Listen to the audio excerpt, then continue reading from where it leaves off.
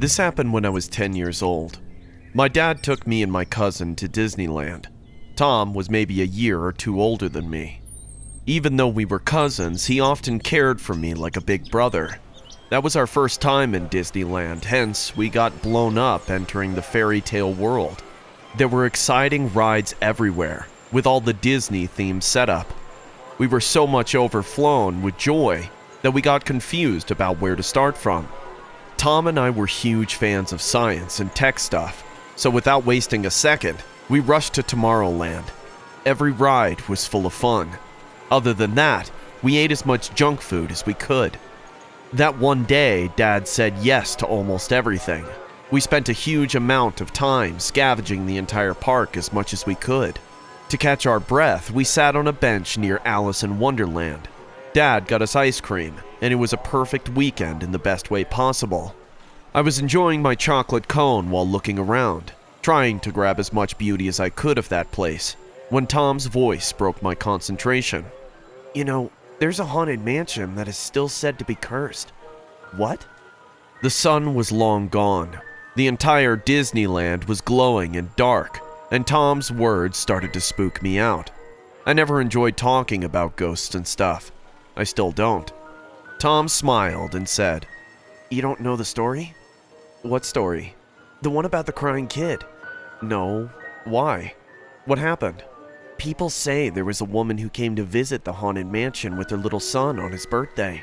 The son fell in love with that place and wished to revisit it on his next birthday. But before he could, he died due to some unknown reasons. I stopped him, saying, But he didn't die here. Then how come this place is cursed? Well, you didn't let me finish, idiot. Keep quiet and listen. Tom went on. Next year on his birthday, the mother came back with the little boy's ashes, and it's said that she scattered them inside the haunted mansion so the boy's soul can live forever. Since then, people visiting the haunted mansion after dark keep hearing the cry of a little boy inside that mansion. Some say he's still there. Jeez. Tom stood up laughing, seeing me spooked out just by a crow. I looked up and saw the night sky above. The crowd was getting thinner around us. My dad called out and said we have an hour more to do whatever we want. Then we'll be heading home. He went to grab a drink and Tom said, Let's check out the haunted mansion.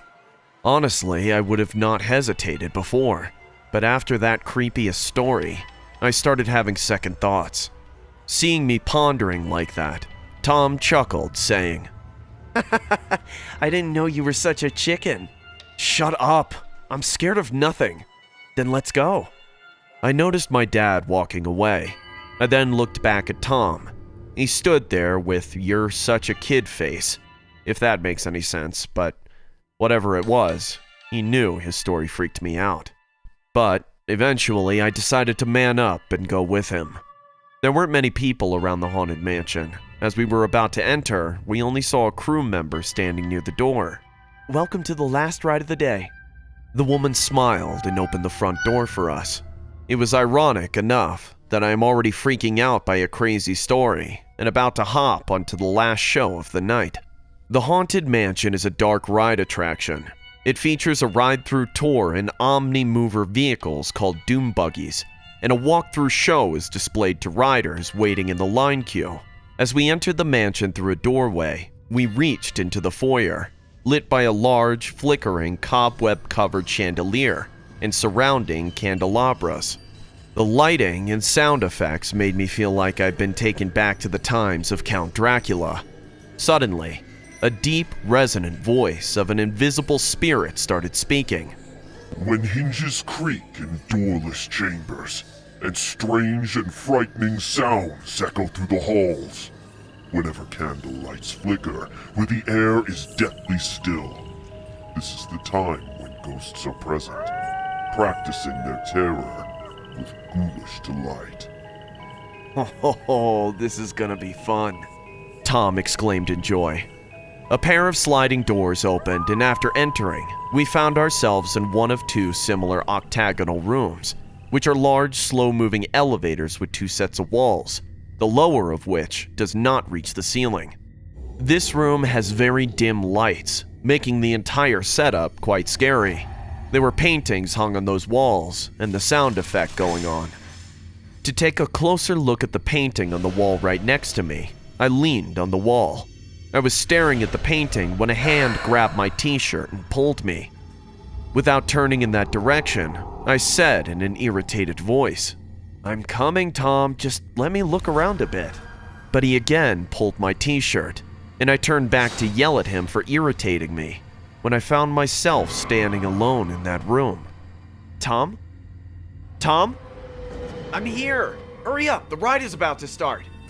Turning a corner, I entered the load area, where a seemingly endless stream of black carriages known as doom buggies descended one staircase and ascended another. Beyond the track, clouds drift past a limbo of boundless mist and decay. I saw Tom standing near the doom buggies with another crew member. "Where were you? Come on, let's go." "Did you pull my t-shirt back there?" "What? Seems like you're seeing ghosts everywhere, huh?" I didn't argue anymore and hopped in. I just wanted to get out of that place as soon as possible. I sat behind Tom and the ride took off. The pace of those rides were quite slow. It was made for the riders to enjoy the spooky events happening around them for a certain period. We were moving through a seamlessly endless hallway, decorated with various jump scares and ghostly settings on both sides. I heard Tom laughing like he is too old to be scared with such stupid props. I didn't say anything, just kept quiet and waited for the journey to come to an end. The doom buggies continued down a corridor of doors. The sound of pounding, shrieking, calls for help, screams, knocking, and maniacal laughter could be heard from behind the doors. Knockers and handles were moving like crazy. "I don't want to be here." "Come on, it's all sound effects. Relax." After leaving that area, we entered a dark room decorated with objects of witchcraft. A witch's head appeared within a misty crystal ball with blue hair, and it started to flow in the air while she incanted in a creepy voice. "Serpents and spiders, the tail of a rat. Call in the spirits wherever they're at. Rap on a table, it's time to respond. Send us a message from somewhere beyond." The computerized voice was about to say more when the entire mansion has power cut. The sounds paused and the ride stopped with a quick jerk, and Tom and I sat in the pitch black hallway. "My God, what do we do now?" I screamed in fear. Tom, who was making fun of me all this time, started to freak out too. "Hello? Someone here? Please help us, the ride is stuck!" He kept calling the crew members for help, but no one turned up. We got up and started to walk towards the exit like a blind man makes his way. Tom walked ahead of me, and I followed him, hearing his footsteps. We stretched our arms trying to find our way out when we heard a cry. It was a kid crying in pain. Trust me, I never heard anything more haunting than that cry. Tom grabbed my hand and said, "Damn, why is your hand so cold?" "What? What are you saying? I don't feel your hands on me." "Then, whose hand did I just hold?" Without letting him finish, the lights came back, and I saw a young boy standing right between us. His face had no flesh. The white skeleton with empty sockets looked at the ceiling and then whimpered in a low tone. As our eyes shifted to the front wall, we saw large mirrors on those walls. Tom and I were seen in those mirrors, but the skeleton kid had no reflection. It was a terrifying realization for both of us. We screamed at the top of our lungs and started to run towards the exit. Within a few seconds, 2 crew members were seen running to us. I broke into tears grabbing one of them, while Tom fainted on the floor. Later that night, when we came home, we didn't say anything to our parents. Our parents still know that 2 kids got scared during a power cut inside the haunted mansion of Disneyland. I worked in Disneyland as a security guard. It was the end of autumn and the beginning of winter. The park closed earlier that day, and all the workers were finishing their basic duties to leave for home. All the rides were returning to their coupes, and lights were going off one by one. Disneyland after closing hours is a completely different world. Even though I was working there for 4 months, I could feel an odd vibe taking over that place after nightfall. There's the continuous feeling of being watched stayed with me as I made my usual rounds around the theme park. I always began with the Toontown, as it was the first one to close. Walking amidst the Toontown after the shutdown was an awful feeling. It felt like any time a psycho wearing a Mickey Mouse head would jump from the darkness and snap my neck. Yeah, thoughts like these are pretty common when you're alone in one of the largest theme parks around the world. Spook stories can be heard from the workers all the time. Even though some of my colleagues shared weird experiences while working here, I never saw anything scary until one night. I was eating my sandwich and watching some random videos on YouTube when I heard the rustling of bushes at some distance. I looked up but didn't see anyone. I thought it was probably a bird or a squirrel and ignored it. After 15 minutes, I got up to make a full round around the theme park. That was my third round of the night. This is to confirm that I already made 2 rounds and came to the conclusion that there's no one here except me and Smith. Smith's security room was on the other side of the park, hence we kept contact through walkie-talkies. While doing our rounds, we often met each other and shared a smoke for a break. So that night too, I started walking towards his room while scanning the surroundings. I came near the Indiana Jones adventure when I saw a figure coming out from the darkness. I stopped and watched a guy wearing sweatpants and t-shirts slowly going in the opposite direction, right in front of my eyes. I could tell it was a teenage boy with a malnourished structure. He was crossing the way so casually that I bet he didn't see me standing at some distance. "Hey, how did you get in?" I asked. But instead of answering me, he kept walking like before. He was limping as if one of his legs were badly hurt. "Can I help you? Are you hurt, boy?" Still, no reply came from him. I took a step ahead to go near him, just when he stopped and turned his head towards me. He kept his head down and made a muffled growl. It was so dark that I could barely see his face, so I flashed my light on him and found him staring at me with bloodshot eyes. "Are you all right? Do you need help?" The boy growled in a low voice and then turned back and started to run away. I also ran behind him, thinking he might have had some bad intentions. His eyes weren't normal at all, and maybe he sneaked in to do drugs. I mean, teenagers do crazy things, you know? "Stop! Stop right now!" But no matter how loud I screamed, he didn't stop. After almost 10 minutes of tiresome chasing, I stopped to catch my breath, and when I looked up, he was gone. The boy was nowhere to be found. I found myself standing in front of the Sleeping Beauty castle. I turned on my walkie-talkie to connect Smith. "Smith, are you there? Please answer." I called for him once again, but he didn't reply. I started walking towards the security room while continuously calling him through the walkie-talkie. When I reached his room, I found it empty. I was getting tensed just when Smith's voice came from the walkie-talkie. "Walter, you there?" "Yeah, man, where the hell are you?" "I'm checking the monorail tracks. The ride operator called me. He said it to run it once through, just to see if there was an issue with the operation device. But what happened?" "Smith, I saw this teenage boy. He must have sneaked in to do drugs. I tried to catch him, but he outran me somehow. He's still in the park. We should go look for him." Smith told me to wait until he finishes the test drive. From where I was standing, I could see the monorail tracks right above me. I waited for Smith to come down and lit a cigarette. I kept my eyes open, hoping to see that teenage boy once again. The sound of monorail coming close reverberated in the silent theme park. I was about to put out the cigarette butt just when something unexpected happened. The boy jumped on the ground from the roof of the security room. I heard his bones snapping as he stood upon the ground. I literally saw a white bone gushing out from his limb, making a bloody scene. But he stood like he felt no pain. "What the hell is wrong with you?" I screamed in shock, and the boy once again turned his head at me. He smiled in a sinister way, and then ran ahead at full speed.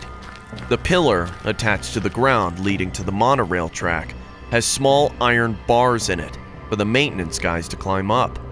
He climbed those bars like a monkey, and I saw the inevitable happen in front of my eyes.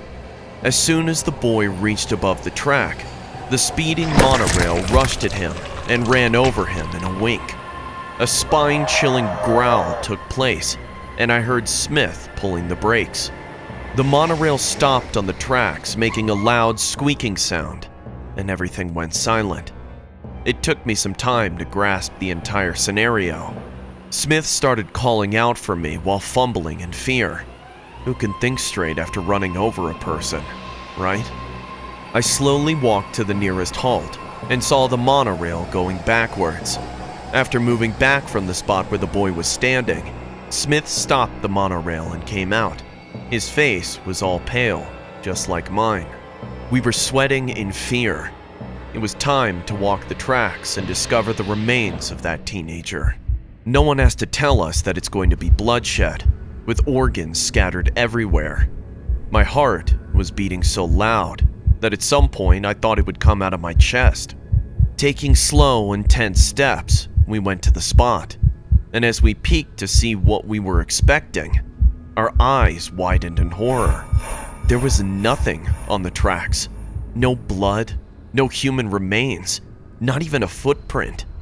Smith and I exchanged a confused look. We were pretty sure that that boy was run over by the monorail.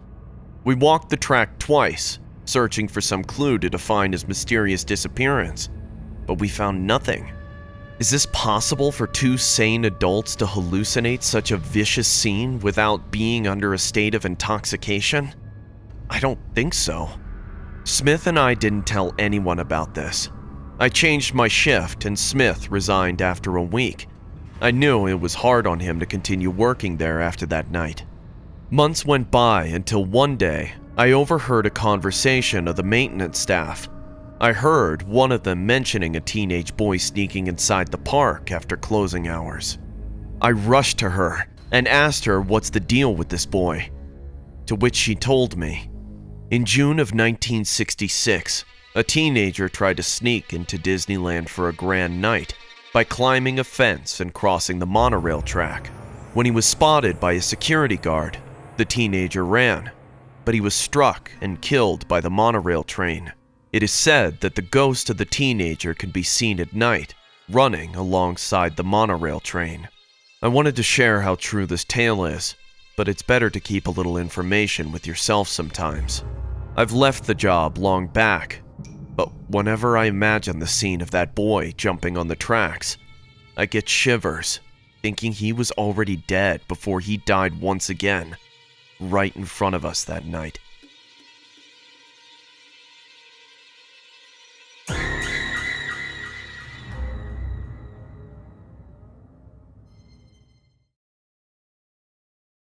This may sound weird, but I get an uncanny feeling whenever someone mentions Disneyland.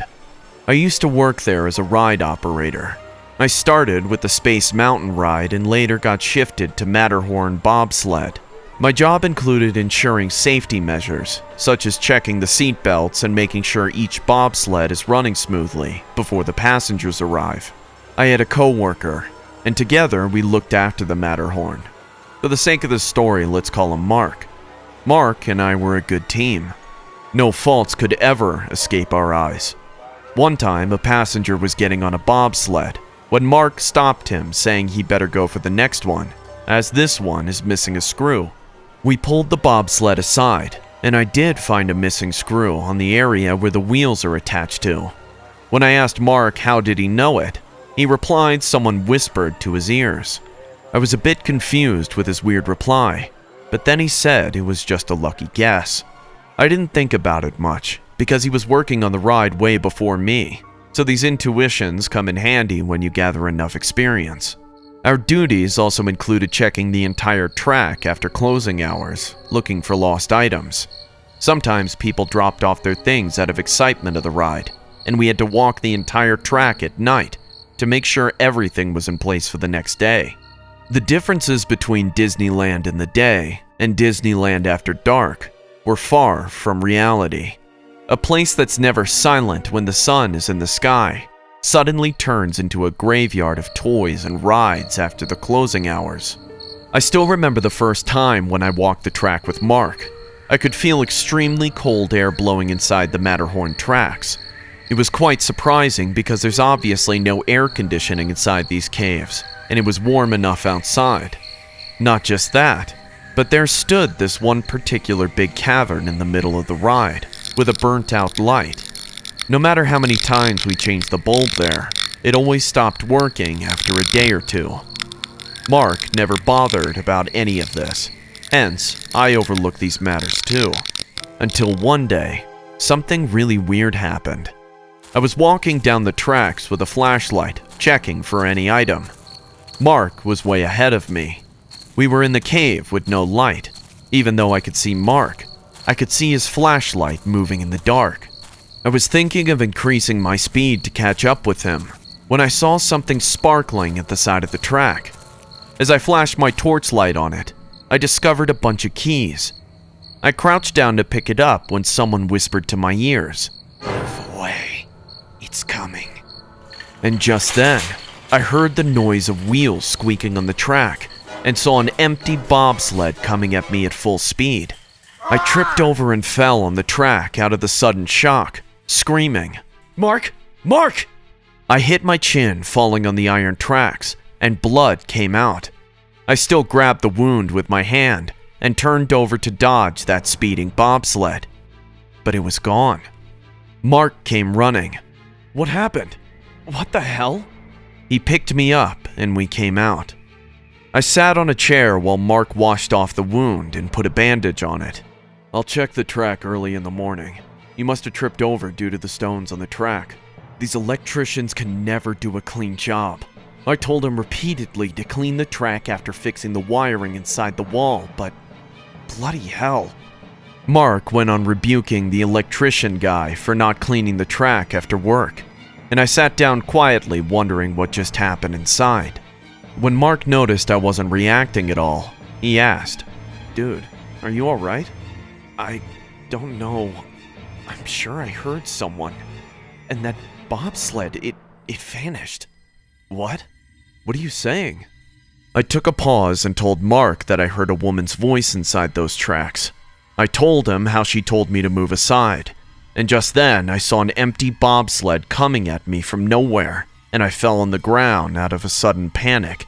But when I turned over, the bobsled was gone, as if I had imagined it.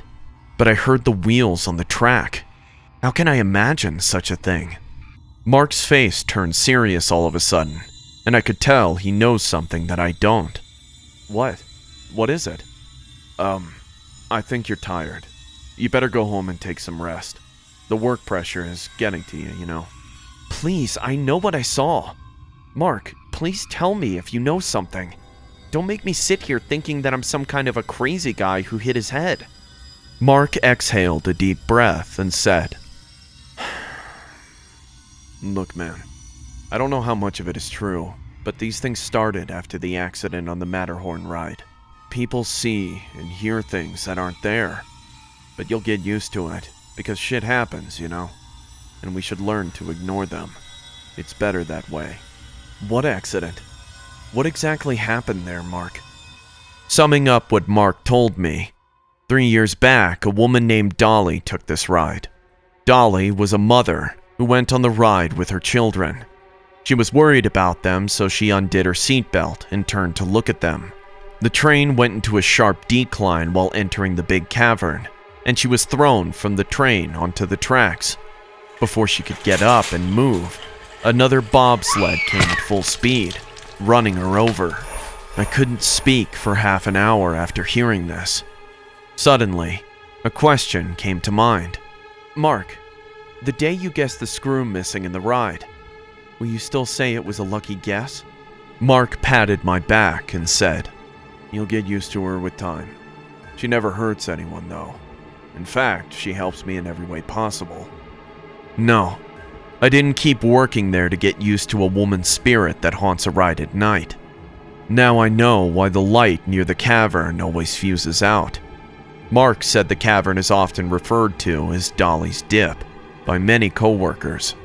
I don't know how normal it is to work around a ghost, but no matter what, I am never going back to Dolly's Dip, even in daylight.